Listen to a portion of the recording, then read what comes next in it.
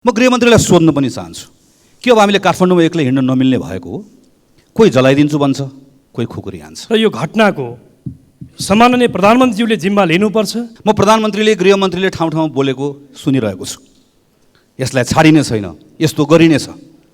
म आग्रह पनि गर्न चाहन्छु, जिम्मा लिएकोले धेरै बोल्ने होइन, गर्ने हो। माननीय महेन्द्र यादवजी बाहिर निस्किँदाखेरि एउटा व्यक्तिले खुकुरी प्रहार गर्यो मेरो आँखाको अगाडि।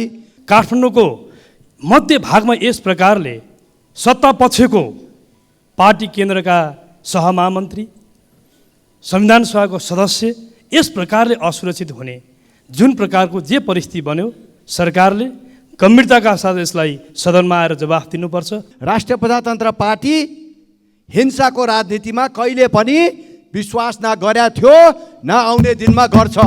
संविधान सभाको सदस्य भएको व्यक्ति सार्वजनिक कार्यक्रमबाट सहभागी भएर आउँदै गर्दा ऊ सुरक्षित छैन भने प्रधानमन्त्री गृहमन्त्रीलाई यो विषयले बोल्नुपर्छ कि पर्दैन? धारिलो हतियार प्रयोग गरेर त्यसपछि त्यसमा आउने कमेन्टहरू पनि ठिक गरियो, अपराधीहरूलाई प्रोत्साहित गर्ने गरी जुन ढङ्गले हुन खोजिएको छ, यसमा सरकारले निर्ममताका साथ अध्ययन गरियोस्, छान्न अगाडि बढाइयोस्, यो माग गर्न चाहन्छु। कान्ति बाल अस्पतालमा लाइन बसिरहेको एउटा हजुरबाले आफ्नो नातिनीको उपचार गराउन नसक्दाखेरि उनको मृत्यु भयो। कि त्यो व्यक्ति हाम्रो पार्टीसित कुनै पनि प्रकारले संलग्न थिएन र उसमाथि हुनपर्ने कारबाही हुनुपर्छ। माननीय सदस्य श्री गगन कुमार थापालाई म समय दिन्छु, संक्षिप्तमा आफ्नो कुरा राख्नुहोस्। सम्माननीय सभामुख महोदय, नेपाली काङ्ग्रेसका सहमहामन्त्री संविधान सभाका सदस्य महेन्द्र यादवमाथि हिजो मध्याह्न काठमाडौँमा साङ्गतिक आक्रमण भएको छ। मैले हिजो साँझ चिकित्सकहरूलाई गएर भेटेँ। चिकित्सकहरूको भनाइअनुसार उहाँ भाग्यले बाँच्नु भएको छ। मैले नछल्नु भएको भए जे पनि हुन सक्थ्यो। म उहाँको शीघ्र स्वास्थ्य लाभको कामना गर्छु। साङ्गतिक आक्रमण गर्ने मान्छे पक्राउ परेको छ, तर एउटा शङ्काले सन्केर हान्यो भनेर एउटा भाष्य निर्माण गर्न खोजिँदैछ। यसलाई थामथाम पार्ने, सामसुम पार्ने कोसिस हुँदैछ। म नेपाली काङ्ग्रेसको तर्फबाट सरकारलाई सचेत पनि गराउन चाहन्छु, सरकारको ध्यान आकर्षण गराउन चाहन्छु। यो विषयको गहिरो अनुसन्धान भएर यो घटना कसरी भयो, किन भयो, यसका सबै पक्षहरूका बारेमा राम्रोसँग अनुसन्धान होस् र योसँग जोडिएका अरू सबै पक्षहरू पनि उजागर होस्। म गृहमन्त्रीलाई सोध्न पनि चाहन्छु कि अब हामीले काठमाडौँमा एक्लै हिँड्न नमिल्ने भएको हो? कोही जलाइदिन्छु भन्छ, कोही खुकुरी हान्छ। हामी एक्लै हिँड्न हुने हो कि नहुने हो? म प्रधानमन्त्रीले गृहमन्त्रीले ठाउँ ठाउँमा बोलेको सुनिरहेको छु। यसलाई छाडिने छैन, यस्तो गरिनेछ। म आग्रह पनि गर्न चाहन्छु, जिम्मा लिएकोले धेरै बोल्ने होइन, गर्ने हो। हामीले परिणाममा हेर्न चाहन्छौँ।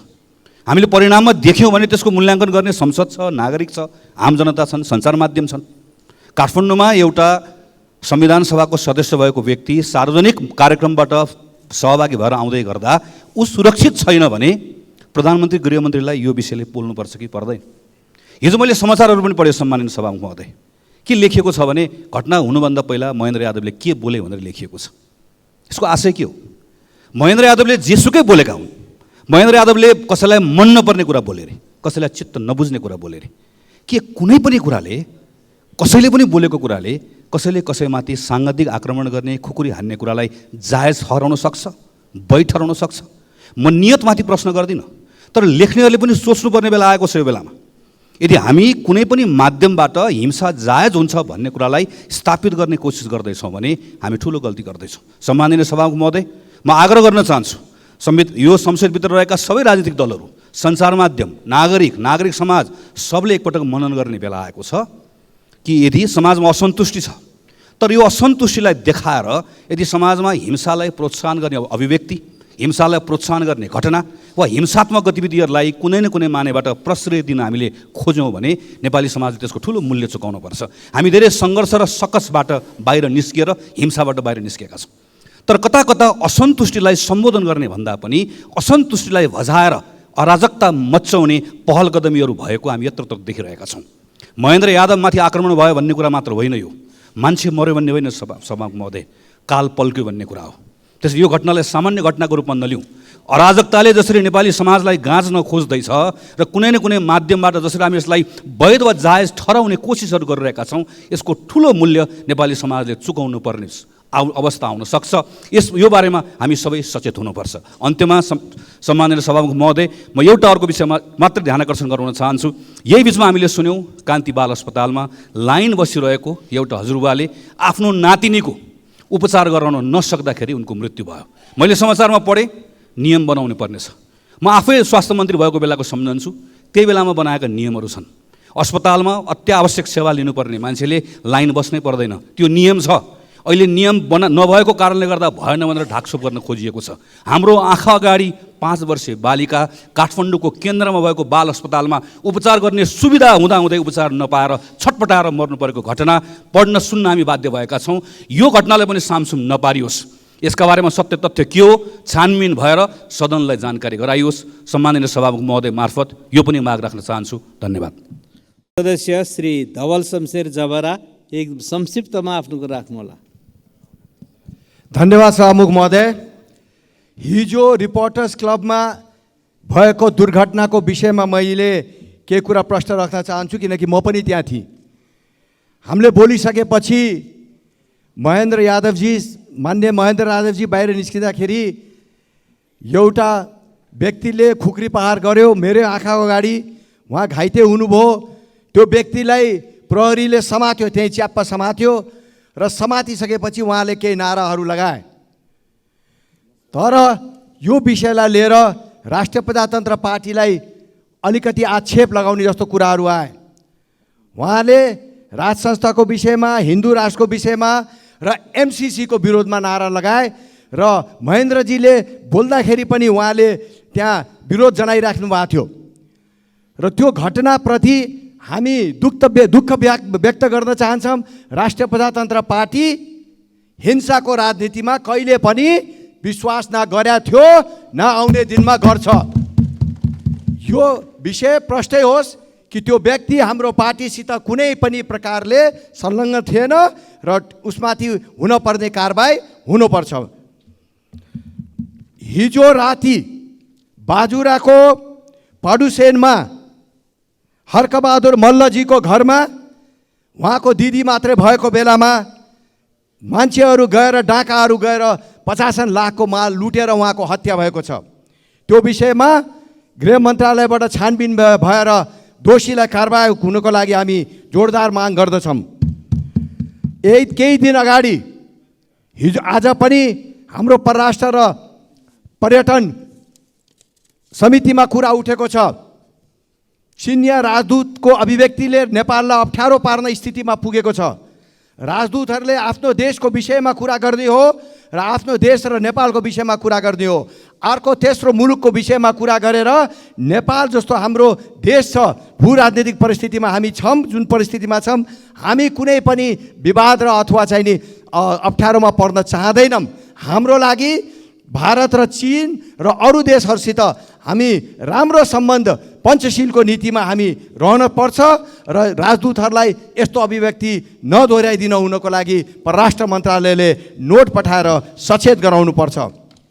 अन्तिममा सभामुख महोदय, आजभोलि तराईको जिल्लाको भन्सारहरूमा आतङ्क मचेको छ। एउटा पुरानो नियम अहिले अर्थ मन्त्रालयले भन्सार मार्फत लागू गर्न प्रयास भइरहेको छ। 100 रुपियाँभन्दा बढीको मालको भन्सार गर्नुपर्ने। हाम्रो खुला बोर्डर छ, हजारौँको सङ्ख्यामा यताउता हाम्रो जनता जाँदाखेरि त्यहाँ भन्सारमा त्यहाँ आतङ्क मचेको छ। 100 रुपियाँमा त एउटा गन्जी आउँदैन। सभामुख महोदय, के गर्न खोजेको? हामीले आफ्नै जनतालाई दुःख दिन खोजिरहेको छौँ। यसलाई मिलाउनु पर्यो, यो नियम हटाउनु पर्यो। र अर्को, हामी पर्यटनका कुरा गर्छौँ, हामी विदेशी पर्यटनलाई नेपालमा ल्याउने कुरा गर्छौँ र आज हामी के गरेको छौँ? हाम्रा बोर्डरहरूमा तमाम कसिनोहरू खुलेको छ, तमाम पर्यटनका व्यवसायहरू भइरहेको छ। तर भारतीय रुपियाँ 500 कोहीले ल्यायो भने त्यो व्यक्तिलाई समातेर हाम्रो देशमा कारबाही गर्न खोजिन्छ। यो के गर्न खोजेको? 100 रुपियाँको नोट ल्याउन मात्रै नेपालले अनुमति दिएको छ। यस्ता कुराहरूले नेपालको प्रगति, नेपालको आर्थिक स्थिति कहिले पनि उमो लाग्दैन। सभामुख महोदय, यो हाउसले यस्ता कुराहरूलाई गम्भीर रूपले लिएर हामीले सरकारलाई सचेत गराउनुपर्छ। धन्यवाद। श्री महेश कुमार बर्तौला संक्षिप्तमा राख्नुहोला। धन्यवाद सभामुख महोदय। हिजो काठमाडौँको मध्यभागमा पत्रकारहरूसँग आफ्ना अभिव्यक्तिहरू राखेर फिर्ता हुने क्रममा नेपाली काङ्ग्रेसका सहमहामन्त्री संविधान सभाका सदस्य महेन्द्र यादवमाथि जुन प्रकारले सांघातिक हमला भयो, यो हमलाप्रति म नेकपा एमाले संसदीय दलको तर्फबाट, मेरो व्यक्तिगत तर्फबाट म भर्त्सना गर्न चाहन्छु र यो घटनाको सम्माननीय प्रधानमन्त्रीज्यूले जिम्मा लिनुपर्छ, जवाफ दिनुपर्छ। काठमाडौँको मध्यभागमा यस प्रकारले सत्ता पक्षको पार्टी केन्द्रका सहमहामन्त्री, संविधान सभाको सदस्य यस प्रकारले असुरक्षित हुने जुन प्रकारको जे परिस्थिति बन्यो, सरकारले गम्भीरताका साथ यसलाई सदनमा आएर जवाफ दिनुपर्छ माग गर्न चाहन्छु। यस्ता घटना देशका विभिन्न ठाउँहरूमा भइरहेका छन्। प्रमुख प्रतिपक्ष दलका नेता आफ्ना क्षेत्रहरूमा जाँदाखेरि, जनताका बिचमा जाँदाखेरि विभिन्न खालका धावा बोलिने, आक्रमण हुने, यो क्रम विगतदेखि नै श्रृङ्खला चलिरहेको थियो। हिजो प्रतिपक्षलाई थियो, ध्यान कम दियो होला। आज सत्तापक्षका सांसदतर्फ पनि यस प्रकारको खोजी आक्रमण हुने, नेताहरू छानी आक्रमण हुने, धारिलो हतियार प्रयोग गर्ने र त्यसमा आउने कमेन्टहरू पनि ठिक गरियो, अपराधीहरूलाई प्रोत्साहित गर्ने गरी जुन ढङ्गले हुन खोजिएको छ, यसमा सरकारले निर्ममताका साथ अध्ययन गरियोस्, छान्न अगाडि बढाइयोस्, यो माग गर्न चाहन्छु। मैले सामान्य सभामुख महोदय अर्को विषय मान्य गगन थापाज्यूले केही विषय राखिसक्नु भएको छ। मकवानपुर क्षेत्रको था नगरपालिका वार्ड नम्बर 10 निवासी जितबहादुर गोपाली यति बेला उहाँ पोर्चुगलमा हुनुहुन्छ। आफ्नो छोरीको सुन्दर भविष्यको सपना त्यो साँचेर उचित शिक्षा दिउला, दीक्षा दिउला, छोरीको भविष्य उज्जवल बनोस् भन्ने त्यो सपना बोकेर उनी 1 वर्षदेखि पोर्चुगलमा छन्। उनको एउटा मात्रै सन्तान हुन्, रेजिसा, 5 वर्षकी। उनले आफ्नो बुबा कृष्णबहादुर र श्रीमती रीता गोपालीलाई जिम्मा लगाएर उनी पोर्चुगल गए। तर उनको सपना चकनाचुर भयो। त्यो सपना कान्ति बाल अस्पतालको गम्भीर लापरवाही, चरम गैर जिम्मेवारीपन, जसका कारणले गर्दा 5 वर्षको एउटा बच्चा उपचार नपाएर पटक त्यहाँको सेक्युरिटी गार्डलाई भनियो, कर्मचारीलाई भनियो, बिरामी असाध्यै गाह्रो भइरहेको छ, सहन नसक्ने अवस्था भयो, बोल्न बन्द भइसक्यो। कम्तीमा पनि इमर्जेन्सीको ढोका खोलिदेऊ, इमर्जेन्सीभित्र पुग्न देऊ, डाक्टरका पुग्न देऊ, पटक भनियो। तर त्यो निज बच्चा परिवारले यस प्रकारको अनेकौँ अन्याय विनय गर्दा, क्रोधन गर्दा, बिन्ती गर्दा समेत सम्मान्य सभामुख महोदय 2 घण्टा हजुरबुवाको काखैमा बच्चा रहनु पर्ने अन्तिम समयमा 2 घण्टापछि बल्ल तल्ल सेक्युरिटी गार्डलाई ठेलेर, बलपूर्वक ठेलेर इमर्जेन्सी कक्षभित्र प्रवेश गर्ने। त्यसपछि बच्चाको अवस्था अन्तिम भइसकेको थियो। 10-15 मिनटमा रेजिसा ती सानी नानीको मृत्यु भयो। सम्मान्य सभामुख महोदय, मृत्यु एउटा भयो। सिङ्गो परिवार एउटा पीडामा हुनुहुन्छ। यसले के देखाउँछ भने अस्पतालभित्रको चरम लापरवाही, व्यथिति एकातिर देखाउँछ भने यो घटनाको बारेमा त्यहाँको अस्पतालको निर्देशकले जिम्मा लिनुपर्छ कि पर्दैन, त्यहाँको अस्पताल विकास समितिले जिम्मा लिनुपर्छ कि पर्दैन। त्यति मात्र होइन, स्वास्थ्य मन्त्रीज्यूले यो संसदमा आएर यो विषय आज पहिल्यै समय लिएर बताउनु पर्थ्यो, देशलाई बताउनु पर्थ्यो। यो देशभरि यस्ता सरकारी अस्पतालमा यस्ता व्यथिति भइरहेको सूचनाहरू आइरहेको छ। यस बारेमा म सामान्य सभामुख महोदय मार्फत म नेपाल सरकारको ध्यान आकर्षण गर्न चाहन्छु।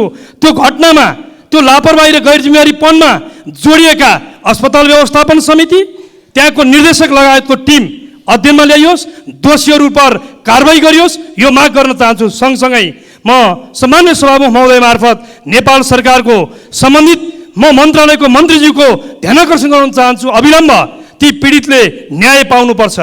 न्याय पाउने कुराको सुनिश्चितता सरकारबाट हुनुपर्छ, क्षतिपूर्तिको सुनिश्चितता हुनुपर्छ। आइन्दा यस्ता घटना नघटोस् भन्नेतर्फ पूर्ण क्षमतामा चल्नुपर्ने भौतिक पूर्वाधारहरू छ। 52 पूर्ण क्षमतामा आइसियु छ, 52 सय आइसियु छ। त्यो पूर्ण क्षमता चल्ने जनशक्ति बजेटको ठिक ढङ्गले यदि सरकारले व्यवस्थापन गरेको भए यस्तो दुर्घटनाहरू हुँदैन थियो। यसतर्फ पनि म सरकारको ध्यान आकर्षण गराउँदै पीडितले न्याय पाओस्, क्षतिपूर्ति पाओस्, यो माग गर्न चाहन्छु। धन्यवाद। सदस्य डाक्टर चन्दा कार्की भण्डारी।